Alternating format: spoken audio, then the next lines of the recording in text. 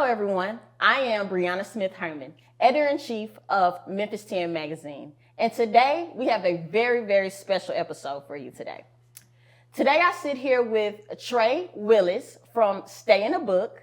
I also have a special guest, my husband, Lorenzo Herman. So I'll allow them to introduce themselves. What's up, everybody? It's Zoe. Just excited to be here, having great conversations around literacy, Stay in the Book Club, and having great discussions around just the impact of how we need to be staying in the book. Yeah, for sure. Trey Willis here. I am the owner of Stay in the Book LLC, the Stay in the Book Club. Thankful to be here. Shout out Memphis 10 magazine. Bree, Lorenzo, appreciate y'all very much for having me. Awesome. So we want to jump right in, Trey. So how did Stay in the Book come about? Yeah, so, man, in 2017, around about that time, I had long graduated from college. You know, you're kind of like getting into your adult life, you know, and just experiencing the world and work and different things like that. And so you kind of get to a point in your life where you're no longer being forced to read, right? You're not reading for school. Right. Your parents not making you read. You're probably not in a lot of, you know, smaller circles. I had just gotten married in 2016. So just starting adult life. And so you kind of get to a point to where if you're not a reader, right? Or if you're not just always reading, you didn't grow up just, you know, reading books all the time, you probably stop reading books. You know, you could probably go months, a year without completing a book. And so I had always been very curious, loved to learn. And so I would be buying books, but I wouldn't be reading them. Yeah. So I was collecting like a library at home, and I looked smart. I looked like I had, you know, I was well read, but really it was just a bunch of books on the shelf that just hadn't been touched in years. And so around about 2017, I was like, man, I'm about to read these books. Like, I'm going to finish it cover to cover. Like, I'm not going to put it down until I get done with it. And so I actually started to post them online just for myself. I just started to post books online for myself. Like, man, when I finish this book, like when I touch the last page, you know, read the acknowledgments, you know, I'm gonna post it online and just like, it's like congratulations. Yeah, just like a way to keep myself accountable. So I was like, man, stay in the book. So I was just telling myself to stay in the book. Right. I was like, man, Trey, stay in the book. Man. Stay in the book. So the Stay in the Book campaign for me, my personal Stay in the Book campaign started at that moment. So it was a hashtag that turned into a handle, turned into a movement. And so now it's a company, and I'm just trying to inspire people to kind of stay in the book. I just post what I love to read, right? I am passionate about it. It's something that means a lot to me as an educator, as a teacher, and, you know, seeing literacy and how it can transform lives. I want to make sure that I'm imparting that to other people. Yeah, that's awesome. Yeah, and I want to say it had to be 3 weeks ago at MTR. That was my first time actually going to the Stay in the Book Club. Yeah, and I'm just gonna be real. Reading for pleasure is not it wasn't my thing, right? It's a superpower that stay in the book, okay? But I think that people who have the ability to just read for pleasure and fun, like willingly, have superpowers. Yeah. And that's a superpower that I really want to have. So being in the environment with a host of people, you know, men, women, I want to say college students, kids, you know, and it was a wide range of books that were actually brought. And that was the first time in my adulthood that I've experienced something like that. So it was dope. Tell us when the next one is. Yeah, so the next meeting, so we do it monthly. And so the next meeting will be this month, April 24th at 6:30 at Memphis East Residency, located at Crosstown here in Memphis.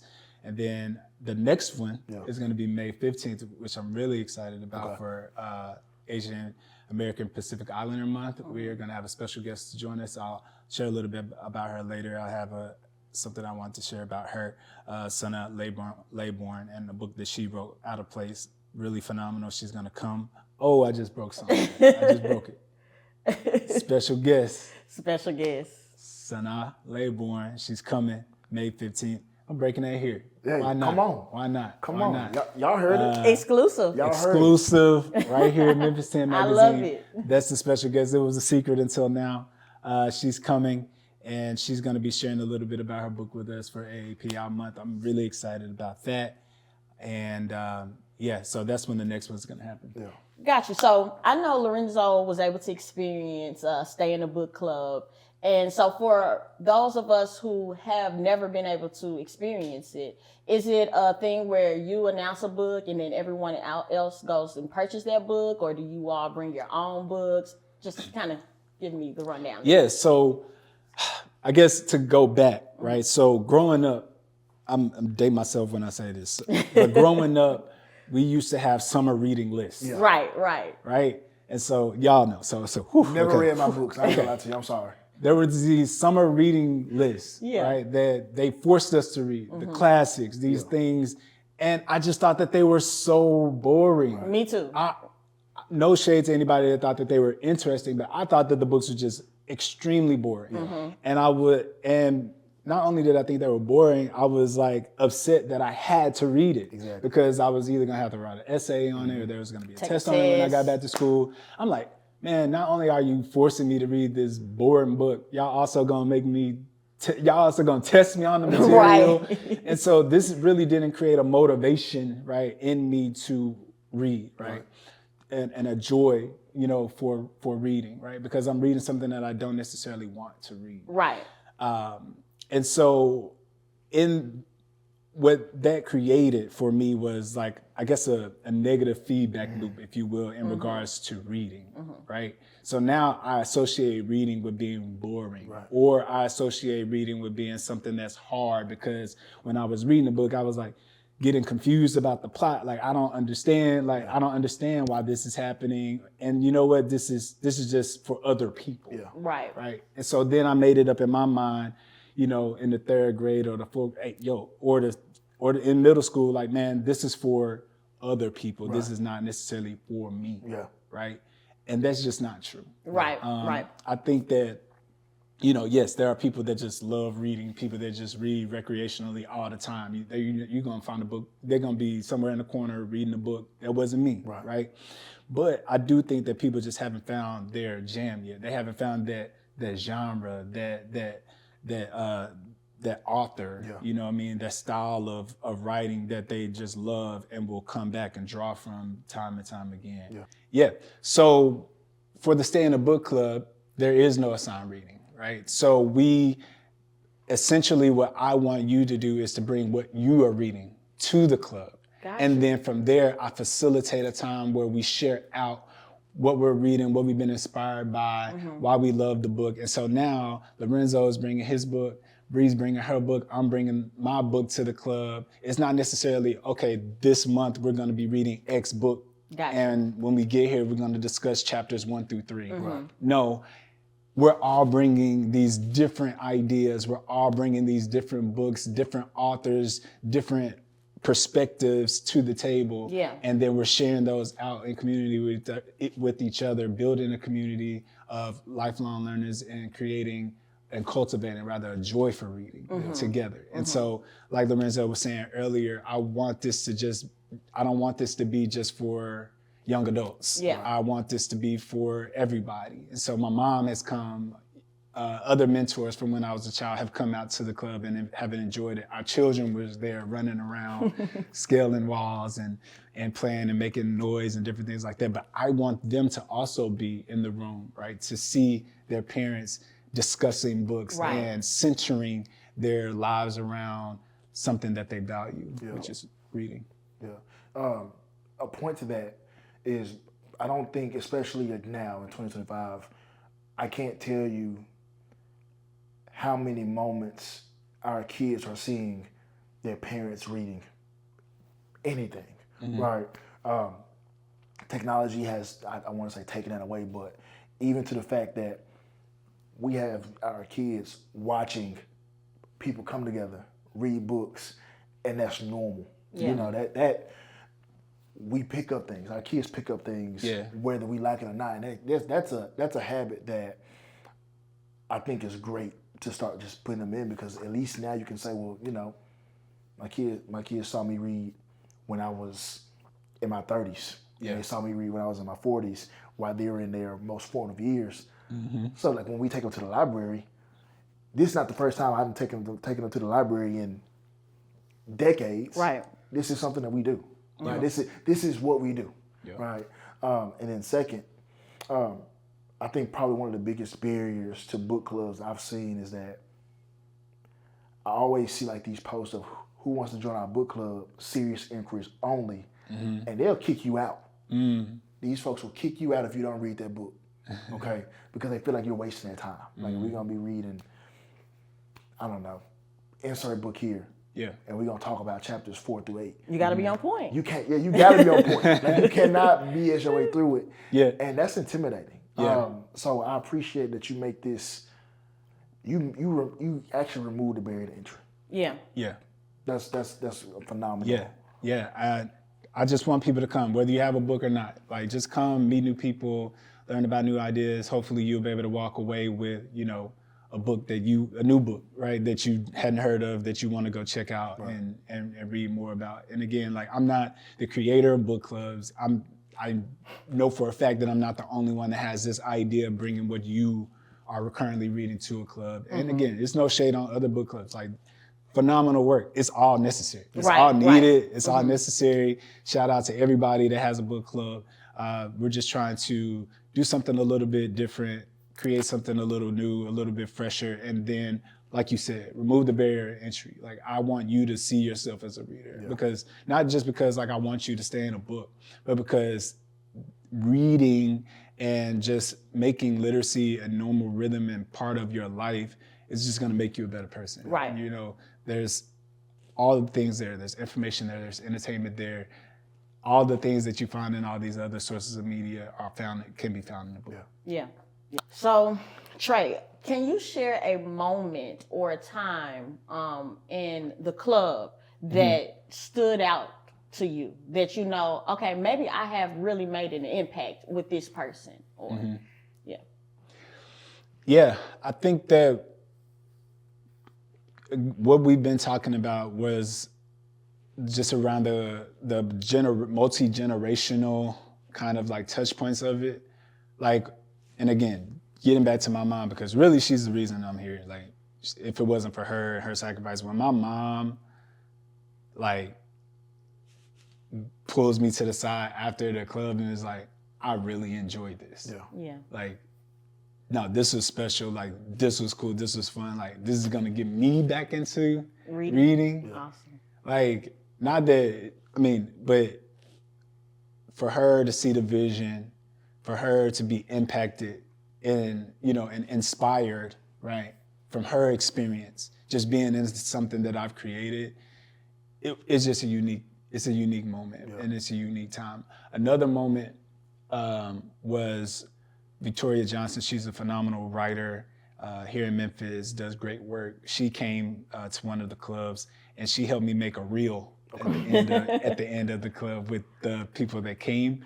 And it was just kind of like, and this is what I'm in this month, like, and this is the book I'm staying in this month. And so everybody was like really excited to just like create this reel about what they were reading this month, right? Yeah. And that's what it's about. It's not about me. It's not about the Stay in the Book Club. It's about you being excited about what you are reading. Yeah. Right. That's it. Can you get excited about what you are reading, what you are enjoying, what you are learning, and then sharing that with others? Yeah. You referenced those two moments. I'd love to know, like, how did that make you feel having your mom first show up and then to pull you to the side and like, yo, this is special. Yeah. It means everything. She's one of my biggest fans outside of my wife, my second number one fan, you know what I mean? Like my first number one fan, but not my second number one fan, you know what I mean? Shout out to my wife. But it means the world. It means the world to know that I have her support. She's always there. She comes every time she can. And to know that she, along with others, you know what I mean? And again, like, it's for everybody. Yeah. It's for everybody. My kids like, when is Stay in the Book Club? When is Stay in the Book Club? Like, you know what I mean? Can we practice? Can we play Stay in the Book Club? Yeah. And I was like, yeah, like, let's do it. Like, I read with them every night. And we read all the time, but for them to be excited about a book club, come on, man. Yeah, like, that's... What kids, like, just like, can we go to a book club? You know what I mean? Like, this This is what we're trying to cultivate. Yeah. And it's not just, I'm making you read, because they got their whole life to be made to read stuff. Yeah. Right? They're gonna have to read things. But can we ignite the joy, the initiative, the passion Right. from an early age, from a joy and recreational standpoint before it becomes mandatory. Strike the match. Yeah. So I like that you mentioned your daughters, your mom, your wife. How do you and your wife, and shout out to Addie, how do you all cultivate that reading time? I know with us being parents, with us having jobs, with us having all of these responsibilities, how do you and your wife just set that time aside to read? Yeah. So we all have young kids here, and so time is, right? And it's different in different seasons. And back when I was starting this, I didn't have any kids. So it was easy for me to blaze through, a couple books, a month or a week, depending on the thing. But now you really have to be disciplined, right? You really have to find those pockets of time to where it works for you. And here's where people fall into, like, what works for me works for me. Right. What works for Renzo works for Renzo. What works for Bree works for Bree. I might be a morning reader. You might be a nighttime reader. You might be a when I could get it in reader in the car. You know what I mean? Like after work, like whatever works for you, but it's up to you to find out when that time is, right? And then to be disciplined to do it. So if it's the morning time, wake up and get it in. Also, you don't have to, again, lower the barrier for entry. Read 10 pages. Read 10 minutes. It's better than 0 minutes and 0 pages. Right? You may not be able to get to the next chapter in one sitting. That's okay. Right? And so for me, what we've been able to do, so we read with our kids every night. So that's just one thing that's just been a staple. We just read with them every night before bed. We get them in their pajamas, they brush their teeth, go pick out a book. That's standard. But for us, we typically wake up in the morning, do our devotionals, read, and then if there's time at night, we read, and then like if there's different pockets on the weekend or something like that, we read. And it's just because of the season of life, right? Like when I get home, we work, and then when we get home, it's wrangle kids, cook dinner, bedtime. You know what I mean? Like try to run them into bed. Like y'all know what the routine is, and it's a short amount of time, and then it's like once you get done with that, again, just the human aspect, right? You're tired. Right?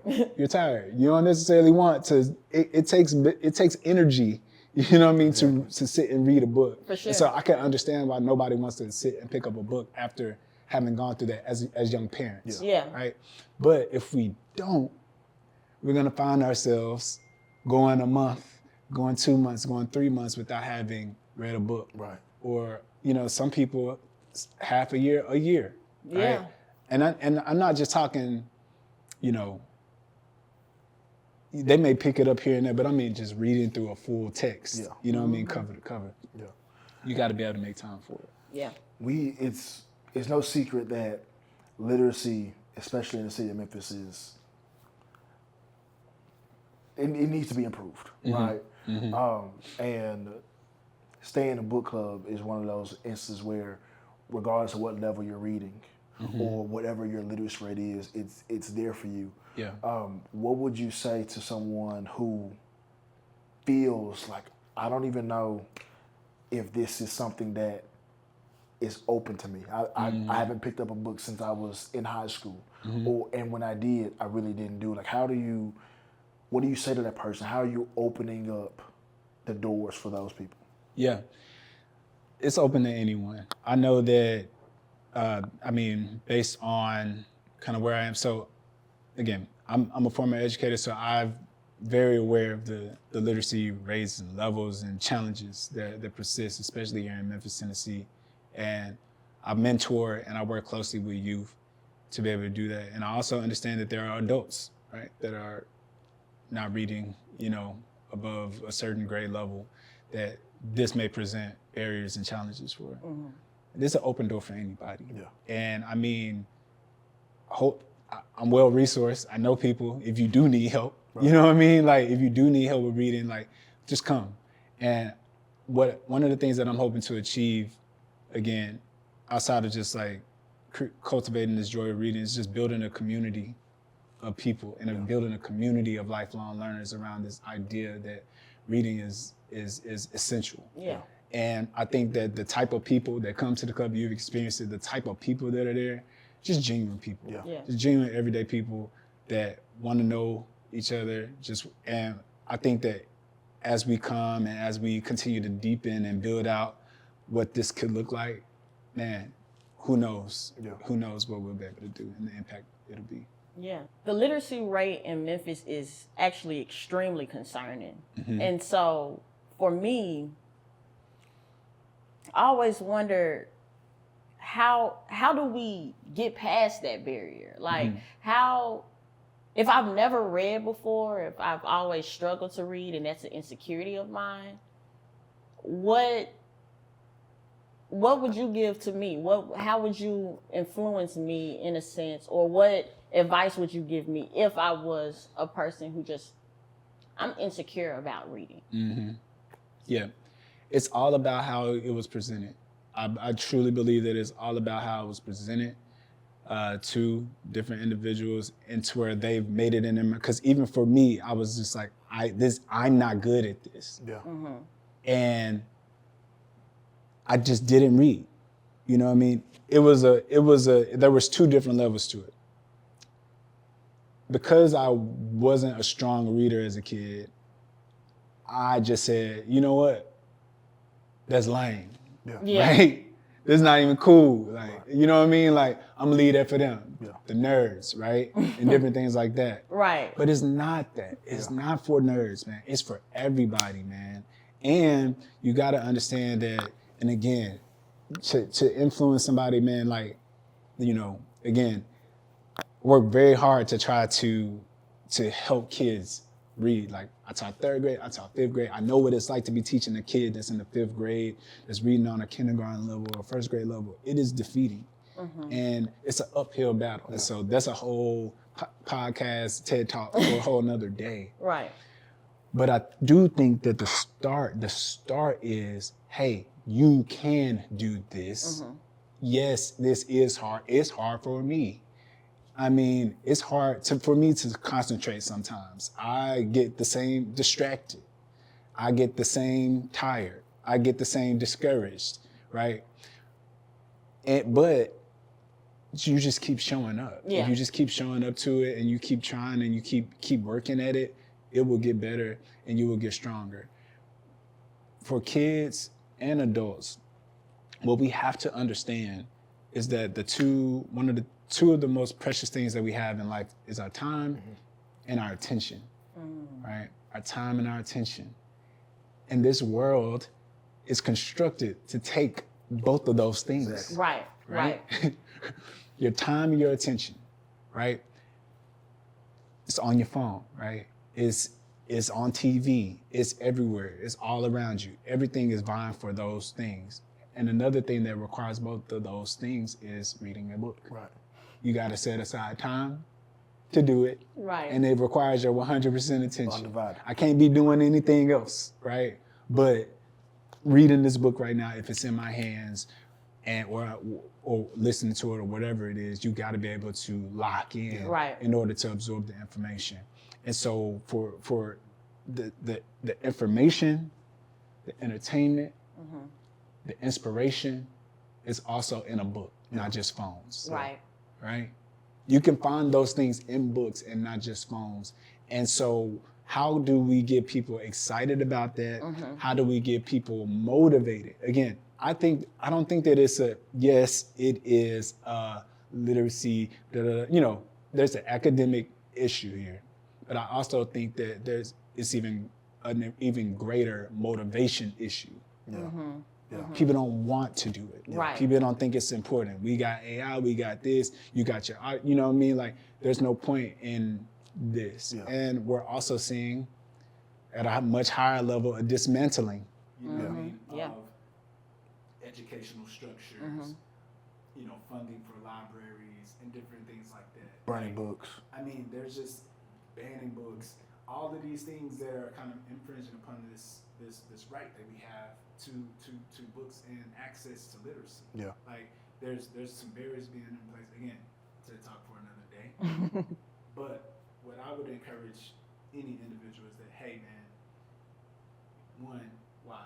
Like what is it? Mm-hmm. Is it, is it access?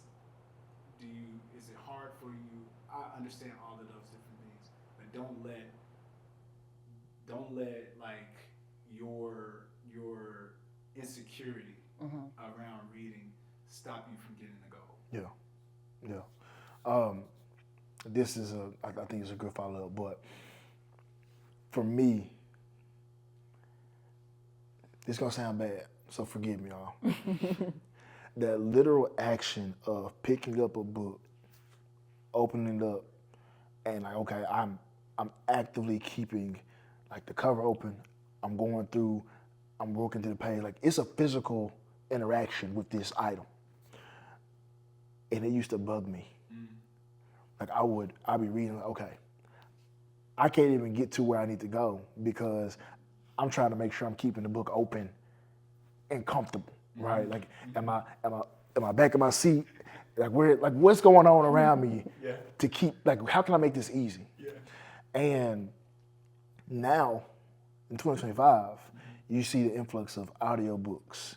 I can't tell you the last time I've seen someone with a Kindle because it's an app on your phone now. Well, I guess your iPhones are, or your phones is the Kindle now, but now it's gotten to the point where you have a book in your hands at all times if you want to. What would you say are your favorite, mediums to read? Like, what are your favorite mediums to read? Yeah, I mean, I love a book. I love a paperback book that I always have a pen on me. So my go-to is nonfiction. Yeah. I just love information. Yeah. I do read fiction occasionally because I do think that there's value in story. Yeah. Right? Storytelling is incredible. It's an incredible way to like hone a message in. Yeah. Or to paint a picture about like the world. Yeah. And like so there's value in both. But a lot of times I'm reading nonfiction and I have a pen in my hand and I'm underlining stuff as I go. I'm circling stuff as I go. I'm marking it up. So that's why I like to buy books, because you can't do that with a library book. Right. They're gonna find you or you're gonna have to pay for it anyway, Right. whatever. And also too, man, like again, I used to think that way too. And I'm not even gonna lie to you. If there's a book that's a little bit heavier, harder to read, harder to understand, I'm not even ashamed. Sometimes I take my pen and I follow along. Yeah. Keep me on track. Yeah. It keeps me on track. Yeah. I'm not zoning out. It's keeping me on track. Yeah. I get to the no. And guess what? Who cares? Yeah. Who cares? Y'all gotta get over yourself. Mm-hmm. Get over it. Right. Get over yourself. I'm a slow reader. Yeah. I be confused sometimes. I don't know what that word means. Yeah. Go look it up. Yeah. Right. You're smart. Or reread it. Or reread it. Right. Reread it a few times. You're capable. Right. You're capable.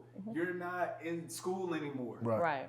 It's just you. Mm-hmm. Who cares? Yeah. Get the goal. It's not cheating. Yes, it's not cheating.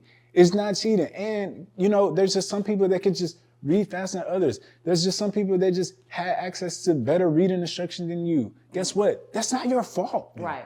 Right. It's not your fault, man. It's not your fault. And also, you cannot continue to allow, again, your insecurity to keep you from the goal or the gold. Right. Like, there's information out here in the world, in books, and you mad because you gotta, keep your finger under a word to focus. Right. Because that's all it is focus. Yeah. You know what I'm saying? What you were describing right then was a lack of focus.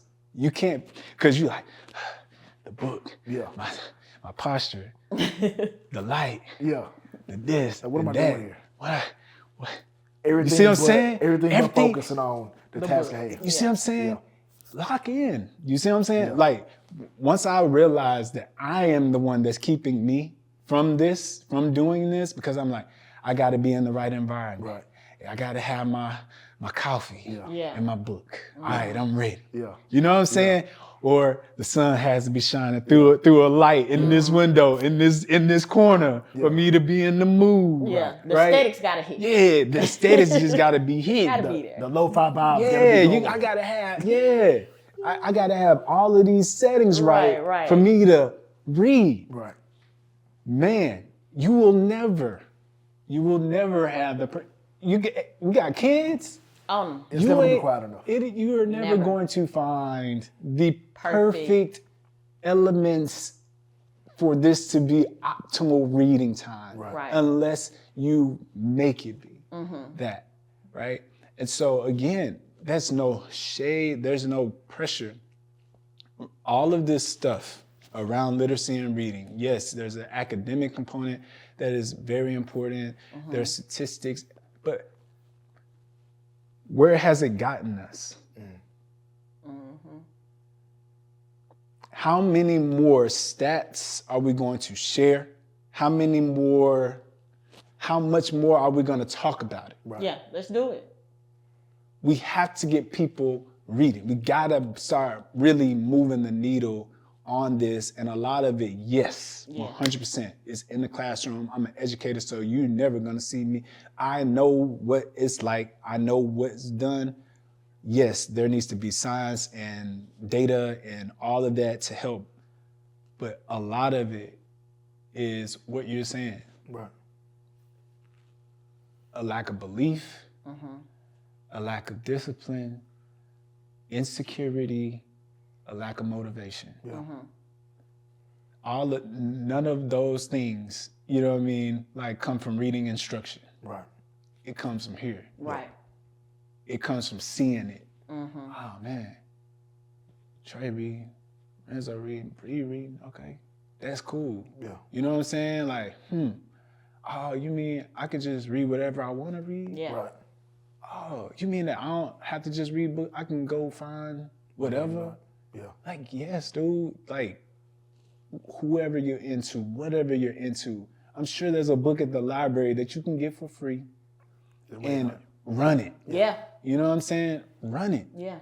And do it again.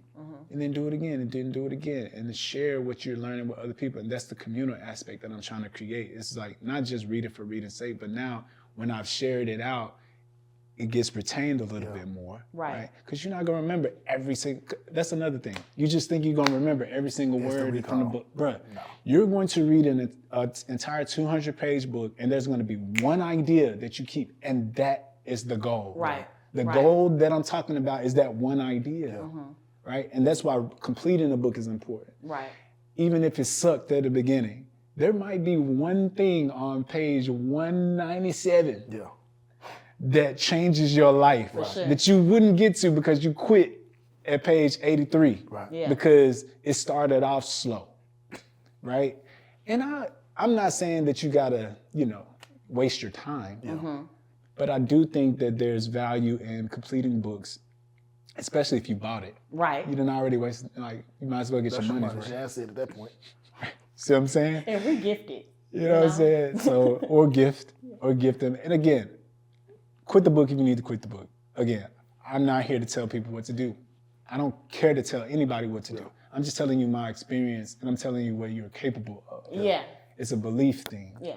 You know what I mean? Don't let your lack of belief in yourself or any insecurities that you have, right, about reading to keep you from where you want to be and what you could accomplish. So Trey, what are you currently reading right now? Oh man. I am in a couple of different books right now. I don't like to read multiple books, at a time, but right now I am reading. So I actually just went to the library and got got two new books. But one book was about Bitcoin. Yeah. Okay. It was called The Little Book of Bitcoin. I just picked it up because I was like, I've been hearing about this. You know what I mean? Like, what is it? Right. I know kind of what it is, of course. But there's a book about it, Right.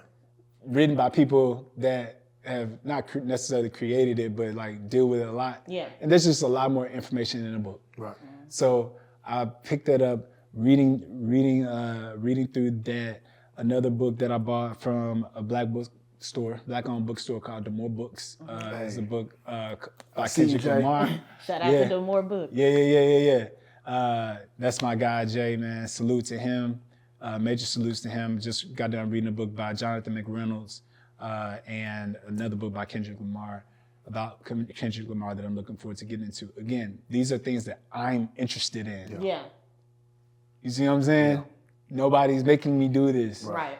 I went to the bookstore to get that. Saw Kendrick and was like, I'm interested. Yeah. You know what I mean? Like, I went to the library and was like, I don't know anything about that. Yeah. I'm interested. Yeah. And now I get to educate myself. Yeah. I get to explore the world, gain new perspective for myself. Yeah. Not for anybody. I'm not doing this for school. I'm not about to write a paper on any of this. Right. I'm not about to do, you know what I mean? Like, nobody's forcing me to do this. I'm doing this under my own volition. I'm doing this for my own enjoyment and informational purposes. Right. Yeah. And I think that from that, you know, you just become smarter, dude. Yeah. You just learn more about the world. You get to educate other people. You get to like share cool like facts about people that you wouldn't otherwise know. You know, you wouldn't otherwise know unless you read the book. I was just telling people I know why like Malcolm X wears glasses because I read the autobiography of Malcolm X, right? Like you probably wouldn't know why he wore glasses, like why he started wearing and until you get to when he was in jail and he was reading all those books by the moonlight, and his eyesight worsened. Listen, man, there's so many things, nuanced things about the world that are locked into the pages of a book that just you're not gonna find on YouTube or TikTok or whatever your social media medium of choice is. Yeah. I love that. Agreed. So I have a question for the both of you, and I'll also answer it as well.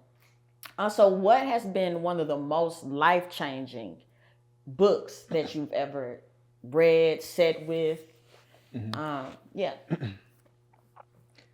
For me, and I'll probably say this till, I'm gone. It's Terraform by Propaganda. He's a rapper and poet, activist, based in California. Propaganda, Terraform, Building a Better World. It is Terraform in and of itself is, I want to say a sci-fi word or term that's just basically taking an uninhabitable place and making it more livable. Yeah. And how can we take our current society, our culture, our norms, and the way that the world is now and transform that into a more peaceful and harmonious, society and place. And so he masterfully paints this picture using poetry, rap, storytelling. Yeah. And it's just all infused in this body of work that just kind of goes through history as well as telling anecdotes and different things about, what we can do. And there's also different challenges, how can you terraform your community? How can you terraform your city? And it's just really, really well done. And so it's a book that impacted me a lot. Yeah. For me, I'm gonna give two answers. One is not serious at all, but serious. And the other is okay, this is more adult. Unseriously, but serious. The entire Zoo Book catalog. When I was growing up, and we had accelerated reading, Drop Everything and Read, the DEAR program, I always had this not infatuation, but I love animals. I thought I wanted to have a career with animals, whether it's veterinarian or zookeeper. I don't know, zoology, something. This was like not middle school, elementary school. But every time I went to the library, not even the library. First off, I would see the commercials and marketing excellence. Go YouTube, zoo book commercials, gym. But I always wanted my parents to get those books. But I knew they were in my local library. So from big cats, ancient monkeys, New World monkeys, zebras, fish, sharks, like all of that. I feel like I knew earlier than my peers that, sharks don't have bones. They have, it's a different, it's like cartilage. It's a different material than standard bone. But I wouldn't have known that if I didn't read this book. Obviously I was a child, right? And saying this now, like, okay, it's zoo books. It's a reference book that I was reading first, second, third grade, elementary school. You didn't usually get allowed to take out reference books, but that was my first introduction to, if I want information and facts and data about something that I like, I can find this here, and I can always refer back to it because I know it's not going to change. Yeah. So I love the zoo book series. I can't wait to buy. I don't even know if they still make them, but I'm gonna get me a set for my boys. On a more serious note, I think I posted this maybe a couple of weeks ago because it's the time we're in, but Animal Farm. When I read Animal Farm as a middle school, high schooler, it didn't go over my head, but the satire and allegory of this farm, that's some intense reading that you have to work through.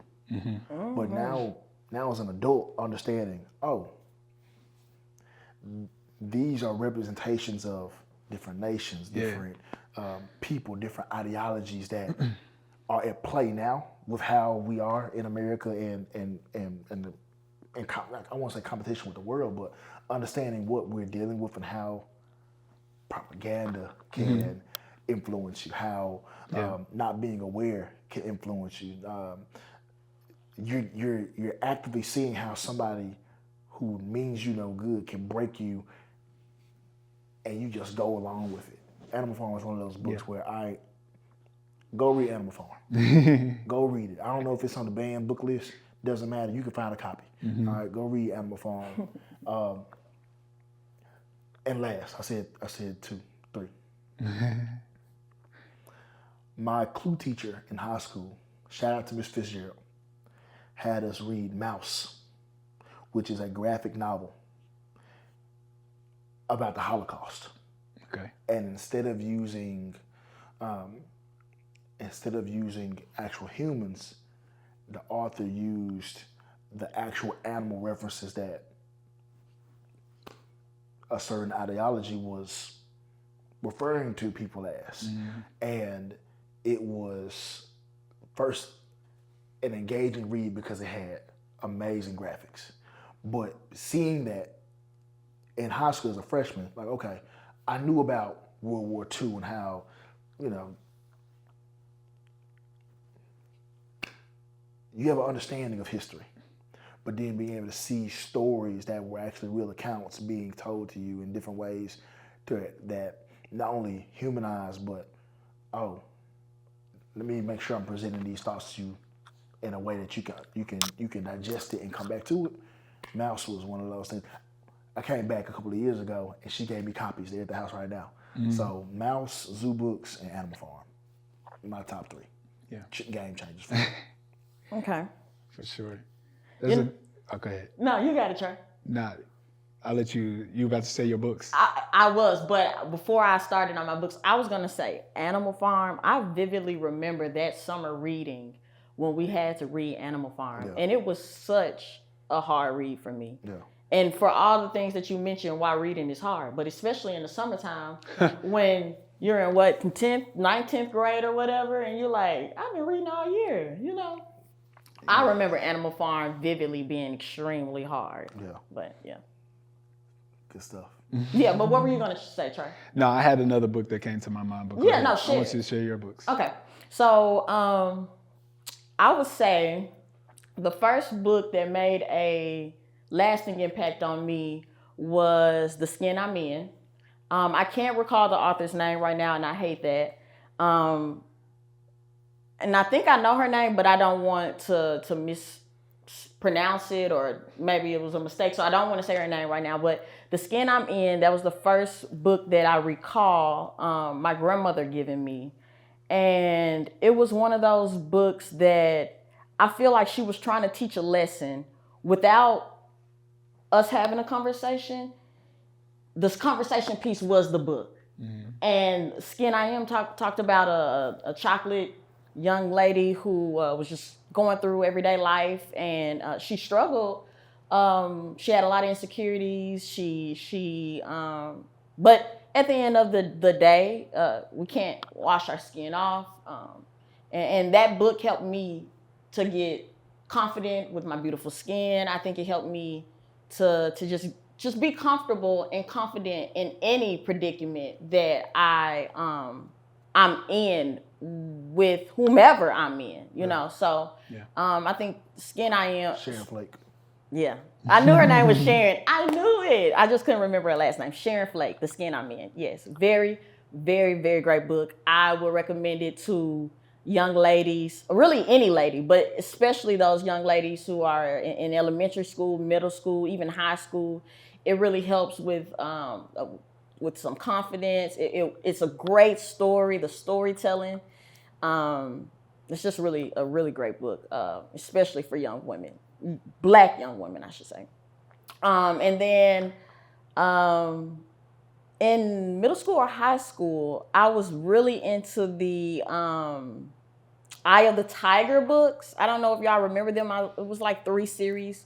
There was, we're gonna just probably ignore that because I can't recall the 3 books, but they were a great series. But currently, there's a great book that I started reading recently by Judge Lynn Toler called Dear Sonali, the Daughter That I Never Had. And because I'm a boy mom, you know, and I love being a boy mom.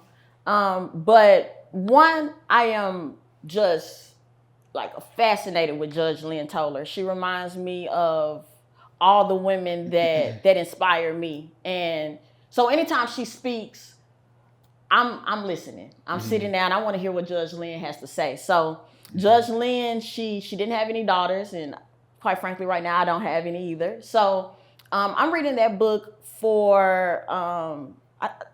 She just always has great advice. I'm reading it for myself. I'm reading it because I want to hear what Judge Lynn would say to her daughter. And in that, it's kind of helping me.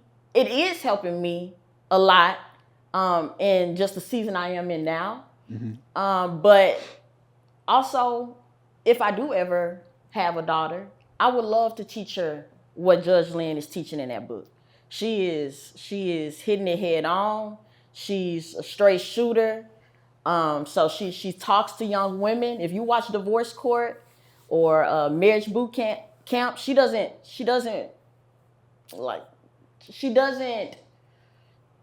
try to what's the word? She's just a straight shooter, you know. She's gonna tell you like it is. Like, analyze your situation, and that's what she tries to do. I mean, I don't think she does it she just does it in the perfect way. I want to be more like Judge Lynn. So I am really enjoying that book right now. It's teaching a lot of lessons. I'm identifying with a lot of things. As a 30-year-old woman, I'm reading, and I'm like you, Trey. I'm underlining, and it's actually an audio book. So there's times when I'm reading an audio book.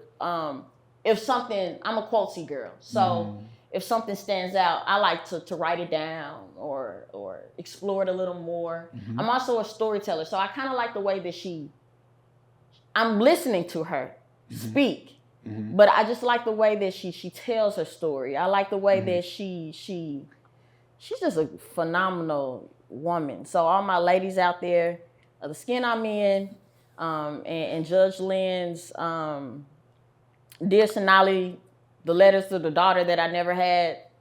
Great books. I recommend you all to get those books for sure. For sure. Yeah. So, but you were saying you had another book that you wanted to share. Oh, yeah. And before I say that, like, love that. It's phenomenal, especially in regards to like the different modes that we access information. You know what I mean? Like the ways that we take it in. Like some people are note takers, some people are annotators, some people are audio, things. My only thing about audio, but some people ask me all the time, like, Trey, how you feel about people that listen to audiobooks? Is that really? I'm like, man, however you want to get it, you know what I mean? Get it. I will say the only difference is this. I can listen to a book, you know what I'm saying, while driving a car. Yeah. I can listen to a book while running a mile. Yeah. I can listen to a book while cooking dinner. Yeah. Right. But I can't read a physical book doing any of those things. Right. That's the only difference. Yeah. You're taking it in a little bit differently. For sure. Okay. The information gets retained a little bit differently.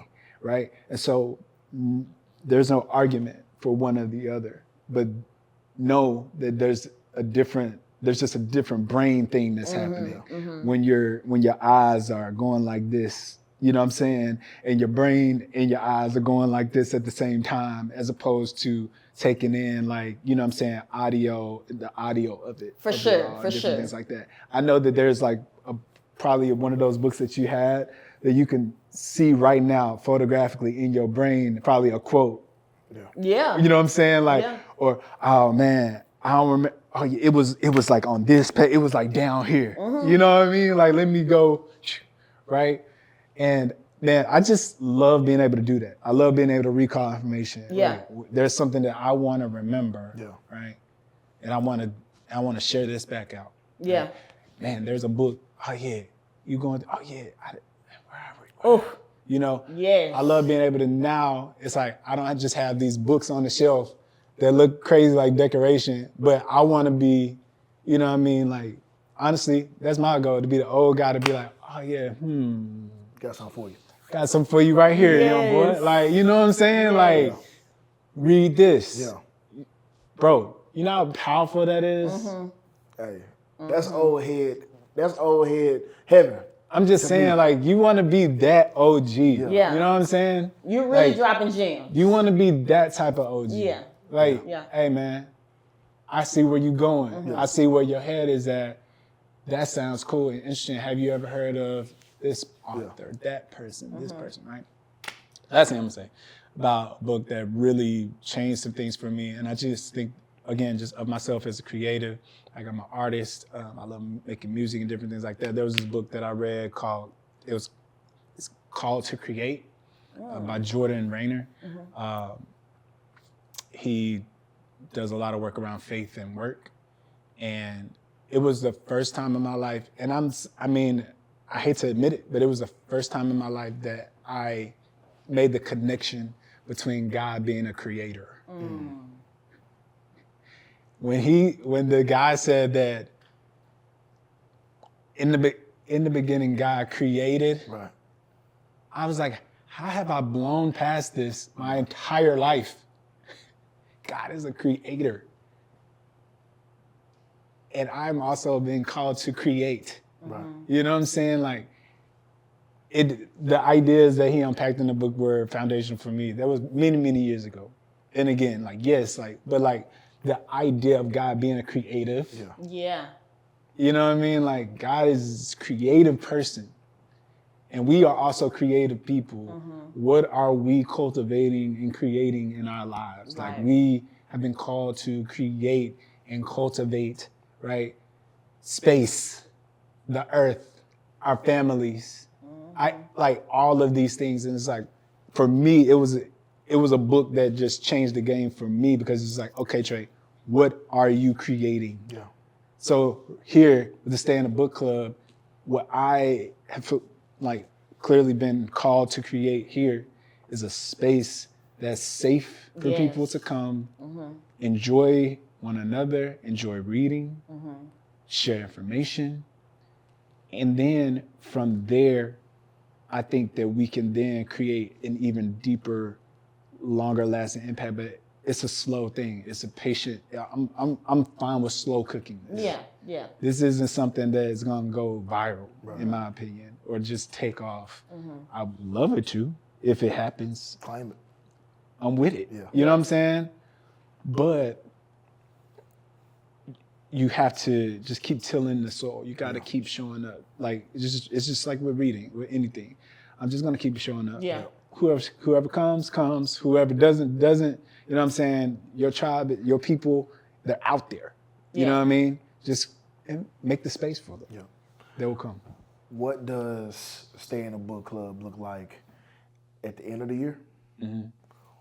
What does it look like in 5 years? And then what ultimately do you see the penultimate of stay in a book club?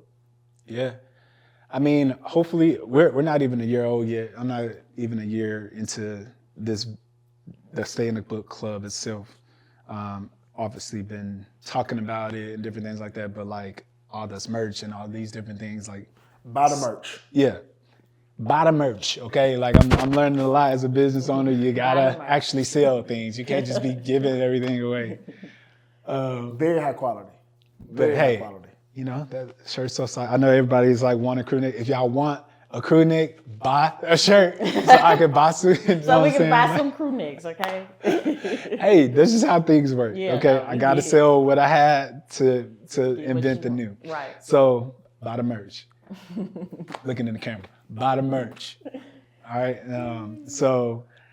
But at the end of the year, I want to continue to, like, every month and every time that we do a book club, a new face shows up. New people are coming.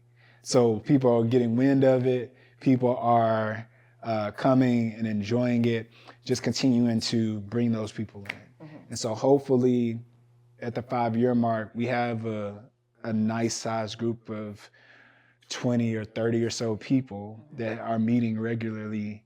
And I foresee it like the people that are coming, like I got Free showing up, Lorenzo showing up.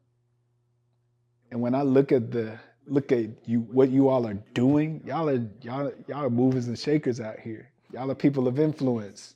I'm just saying, y'all are very smart people that I respect and I think have a lot to give to the world. All of these people are coming to this event. Yeah. It's like I'm assembling the Avengers out here. And don't worry.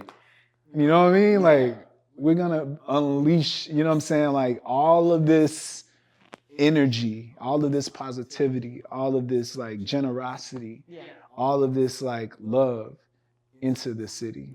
And so from a larger standpoint, I believe that this group or community that's created that has so much influence in all of these different spheres, we'll be able to come together and do something really special and unique in Memphis that I'm excited to see. But again, it just starts with, getting people together, getting people on one accord, right? I'm not saying that this is about to be some like kind of like political group or something. Like, no, it's a book club. Yeah. But what I'm saying is that in order to impact the city and the kids in the city, the literacy rates and different things in the city, it's going to take something I'm not going to say more because I don't want to disrespect all the great work that's happening. But there's just a lot happening. Yeah. How can we bring it all together? Right. Mm-hmm. How can we, flip that, the narrative, change the statistics from nationally, 70 or something % of fourth graders are not reading on grade level. Right. How can we flip that to 70 are reading on 70% are not reading on grade level and 30% are not. Right. But right now, the amount of kids that are reading on grade level is just far too low, and it breaks my heart, to see our leaders, to see the people that we depend on to make the decisions, and that our kids are dependent on to make decisions at odds with each other. Yeah. And there's no alignment. Yeah. It seems. And so again, another for another day. Yeah. But to answer your question directly, I want to keep building this community out. And in 5 years, if it's grown, if, the right people are present, I then think that it would be time to really mobilize this group of people. Yeah. To drill down into a very particular project to directly impact something if things haven't changed. Yeah. And so it's for us. Right. You know what I mean? Like, it's for my family. Yeah. It's for my friends. It's for our community. If I can get Memphis to be on some stay in a book, yeah. What are we talking about? Yeah. That's it. Yeah. If I can get your mentality to be like, oh yeah, man, I keep one on me. I got one in the car. Right. I Yeah. got one on my phone. That's the goal. Yeah. Right. If I can get Memphis to be readers, Yeah. what else are we doing? Yeah. You know what I mean? Yeah. What else would we? That's it. If I can get middle schoolers, high schoolers to stay in a book, Right. What else are we doing? That's the movement. That's the move. That's The it. move. That's That's the move. it. I'm not trying to make reading cool. That's not the goal, because it's not a gimmick. This is not. It's too hard, right? It's too difficult at times. You got to make time for it. Yeah. You got to be focused. It's not, attractive. Right. Yeah. But if we can get people to be like, man, this is what I do. Right. You know That's what I mean? It's a regular. You know what I mean? I'm not reading for you. I'm reading for me. Exactly. I'm not reading for my college or my high school or my professor or my teacher, or because my youth pastor told me to read this, or just because my mentor told me to read this, even though that's good. You gotta want it for yourself, man. Yeah. You have to want it for yourself, woman, Right. girl, boy. Nobody else can want it for you. Yeah. You gotta want it for yourself. Stay in a book. Stay in a book. Stay in the book, the knowledge. Okay. Man, I'm No, sorry. this is hey. This is good This is information. Like, this is so great. Like, I am extremely happy and proud for the first official Memphis 10 magazine interview to be with Trey and Stay in a Book, because that's what it's about. That's the reason why I created a magazine, because I like the nostalgia of magazines. I loved being able to go to the bathroom, see a magazine there, and flip through the pages. I love hearing various writers write, not hearing, but reading various writers' pieces. And so that's one reason why I love magazines. Like, I never want magazines to die. The photography, the aesthetics, like, I just love magazines. I like holding physical magazines. So I can definitely understand. Yeah. You liking, the physical books. Me too. Yeah. But yeah, so if you. So I've been on, and when I say I've been on, like, this is recent. Like, this is, man, I don't know what happened to me. I do know what happened to me, but that's a story that we'll take offline. But I've been on that Grits and Eggs podcast heavy.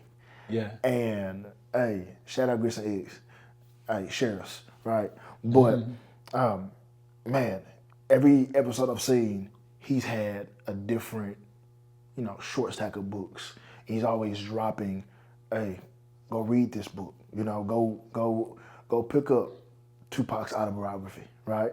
Go pick up if you feel like you just don't, if you feel like you're not interested in reading, go find the people that you are interested in and go see if they got a book out or autobiography or whatever, right? But I've been picking up like different gems of, okay, these are things that I can start implementing to build my catalog of books and reading up. And I picked that up from a podcast that, hey, there's enough fluff and slop on the masses out. Anyway, let me start getting this knowledge. What podcast authors or whatever that's out there, where are you pulling your next recommendations from? Your next book? Where are you pulling your next reads from? Yeah. So a lot of it is, I mean, it's good, like, but it also, leaders are readers. Yeah. You know what I mean? It's simple, man. Like, the reason that he's able to be like, man, this. each of those books represents an idea that he gained. Yeah. Something that shaped his mind, his perspective, whatever he's sharing on his podcast, and the ways that he's able to present it is built on the knowledge of those hours in those texts, right? And so for me, man, it's just, man, putting people in front of me that I like, man, I'm influenced by like my mentors, like you said, you reading you on a podcast, that person that you are listening to, that you lend your time to, says that this is a book that you should read. Be like, I'm gonna read that book, right? You know what I'm saying? Like if my pastor or a mentor of mine, or a leader within the community, or somebody that's successful that I admire from afar, but they never meet, recommends a book, I check it out. You know what I mean? Like, if not that say that just because this person read it, I should read it, but like, I'm trying to get where that person's at. You know what I mean? Right. So, hey, he said that this changed his life. I'm trying to figure out what changed his life. Right. You know what I mean? Like it's simple. Yeah. It's simple. So that's all, man. Like, if there's people in your life that are readers and they say, hey, read this, read that. Yeah. If you're, following people, again, that are not out here spreading nonsense, but is giving real information, and they have book recommendations, just like you said. I'm getting from podcasts, I'm getting from, different people that I'm interacting with, people from at the Stay in the Book Club. When they bring a book that they read, I'm like, okay, cool, I'm gonna check that out. So, good deal. I was gonna say, I think another way to get some good book recommendations, especially for a person who is not very familiar with the process of just, what should I read? Where should I start? I want to start reading, but I don't know where to start. And so for me, I think it's about, and this is just my suggestion, I think that we should look at our seasons of life. And I know for me, we mentioned earlier that parenthood has no blueprint. It has no guide. It has no, this is the way you should do it. But there are plenty of books out there talking about parenting. There are plenty of motivational books out there just helping parents to stay inspired, or just anything. I know a few years ago, unfortunately, I dealt with the incarceration of my brother, and I never dealt with someone being incarcerated or having to leave. And so I didn't know how to deal with that. So one thing that I did was I found a book that talked about a sister having to deal with her brother having to be away for some time. And how does that look? How do you go through that? How do you, how does your family figure that out? It's not like a person is deceased, which they have a lot of books on that too, but just kind of figuring out where you are in your season of life. And like Trey mentioned, those people who you look up to, do they have books? Does Kendrick Lamar have a book? Does Drake have a book? Just figuring out your season, and the community aspect of it. Get around some people who also are kind of going through that same season, and someone can suggest a good book to you, but that is my suggestions of how you can get in a book and stay in a book, because we're constantly going through seasons. Something is constantly changing. We're constantly evolving, constantly growing. And so that's my suggestion on how you can stay in a book. There it is. So Trey, if Stay in a Book was a movie, The Club. The Club. Okay. What would the soundtrack sound like? Man.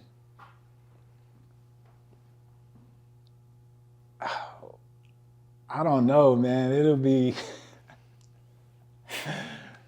what would it be? I'm trying to describe the people that's in it. Yeah. It would sound like a mixture of, like you said, like Drake, Kendrick, and Disney, because of the kids that's in there, right? Like, it should be and one of my favorite artists, John Bellion, that you heard me play the last time you were there. It's a mixture of people. So it's a mixture of different sounds. But if I could give a soundtrack to the Stay in the Book movement, or a movie for the stand-up book movement, it would be Pursuit of Happiness. Like really just like the playful instrumentation that piano that you hear in the background. That's really what I envision. Just like this hopeful, like spirit. Yeah. I'm just the music, the hip hop and the I'm describing the people. Yeah, because they crazy. I love them, and the kids that show up. But like for me, when I think of it, and I think of like a movie of somebody that has a dream. Yeah. And you know, it seems hard. You know what I mean? Like there's all these different barriers. There's like nobody's really excited, right, about reading, and that's what I'm trying to like push and push toward, and not like give up on that. And so hearing that, y'all know the piano that played like refrain throughout the movie. That's kind of what I hear every time I like go up the elevator to stay in the book club. I love that. I want that. Like I see it. I close my eyes and I see the vision. Yeah. And seeing these people come and talk about their book that they're reading and walk away with new books and the kids running around. That's all I hear. Yeah. So, I know you said you read a lot of nonfiction books, correct? Mm-hmm. All right, so have you read, and I'm sure you have, but are there any books that you can relate to the character? Like, you're like, I really identify with him. Yeah. I guess one of the books I remember reading growing up was Holes. Yeah. Mm-hmm. So I guess Zero to an extent. Not because like I'm just like, you know, mute or I don't talk, but you know, I feel like parts of my personality felt like a kind of like a misunderstood character,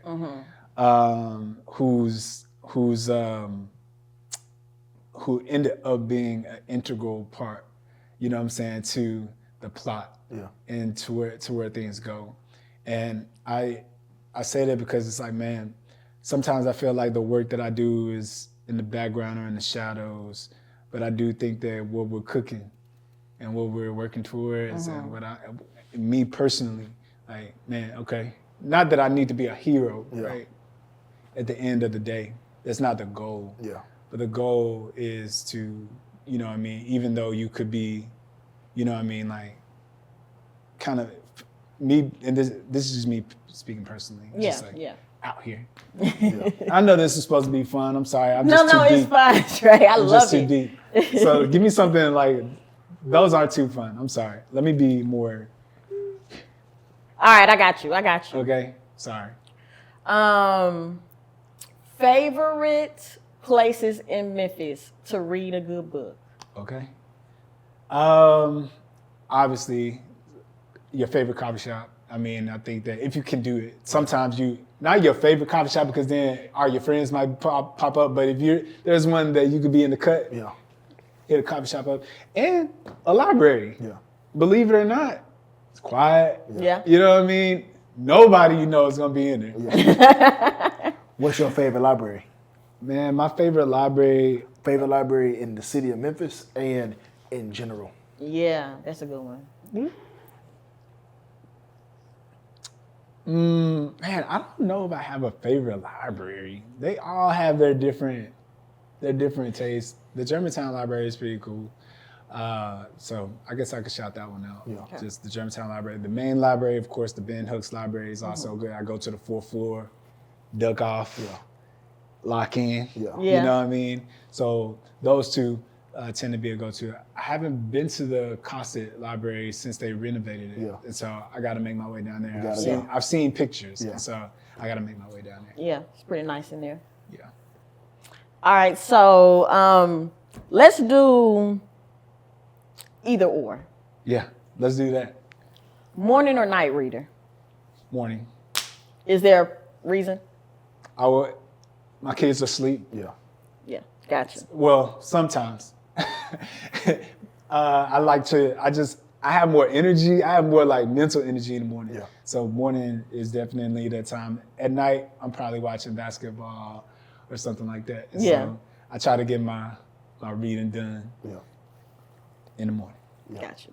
All right, so got a good book. You're at a coffee shop. What are you drinking, coffee or tea? Coffee, for sure. Coffee. Shout out Coffee Black. I got Bart, Renata. Shout out to Coffee Black. Salute Coffee Black. That's also a coffee shop that's probably not best for you to go read at because there's just so much love in there. Like we just yapping. Yeah. We ain't no reading. Well, there is some reading because again, there's a lot of spirited and helpful conversations. I feel like there's a lot of like things that happen in a coffee shop. But yeah, I think that's definitely something that I'm drinking. Coffee, black, maybe a latte, depending on what cup I'm on. If I've already had like 2 cups of coffee, probably I don't need too much caffeine, but definitely coffee. Got you. Well, you already answered this, but for the sake of the game, ebook or paperback? Paperback, for sure. I get too distracted on anything electronic.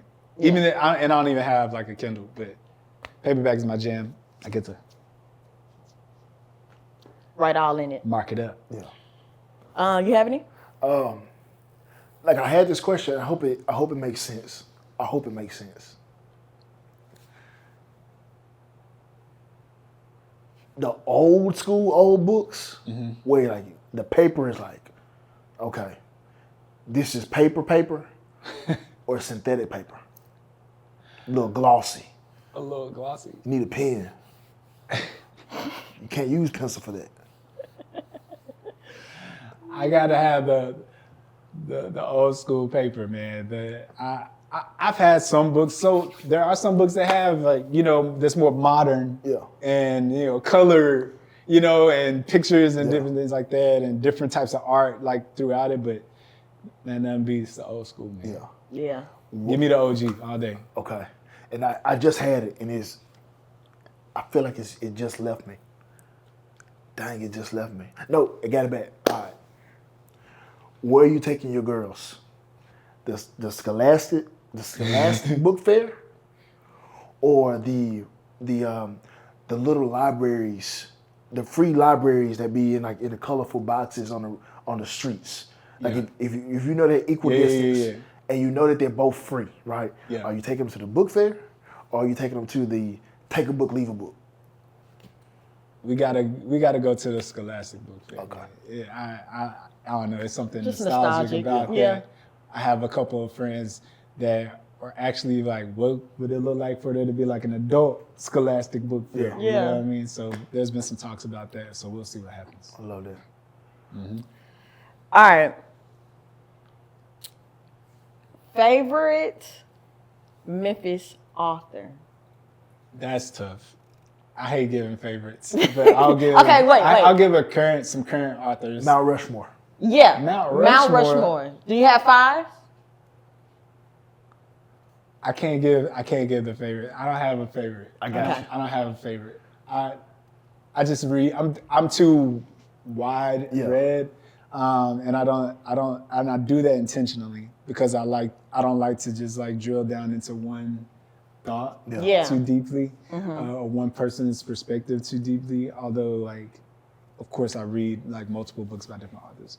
But in Memphis, there's a couple of authors that have recently given me their books that I've enjoyed.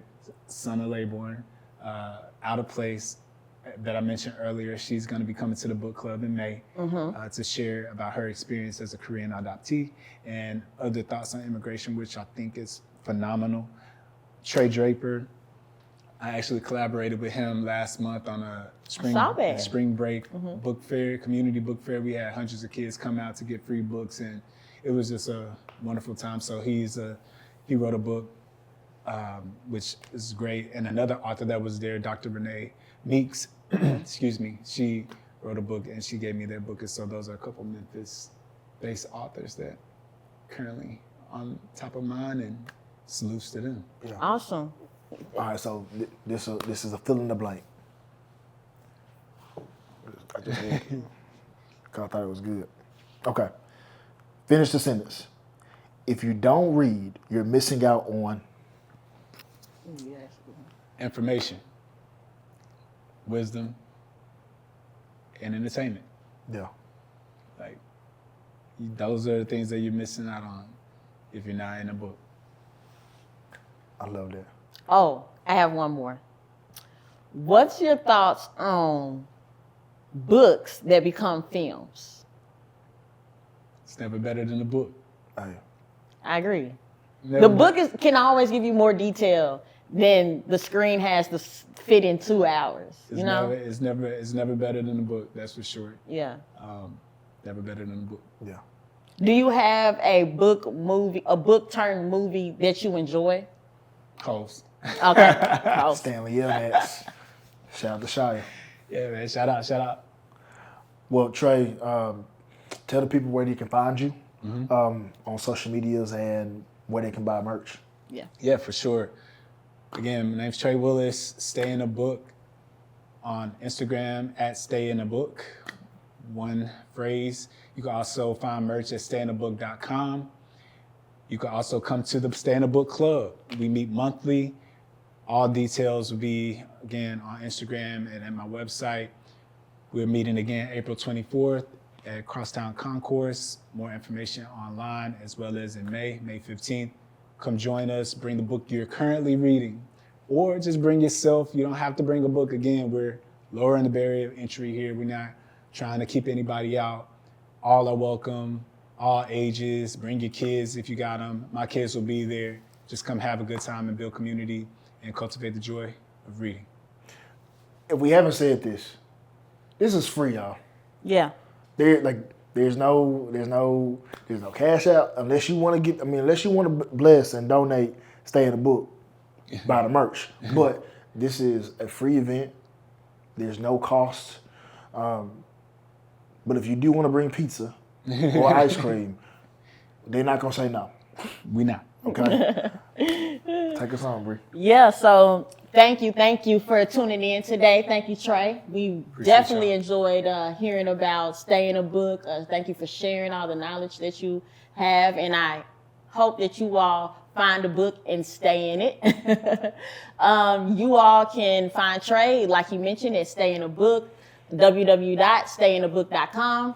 Follow us and subscribe to us, Memphis 10 Magazine, and stay tuned for any updates, all exclusive interviews. We look forward to bringing the best in Memphis, Tennessee. So, thank you all. Appreciate y'all very much.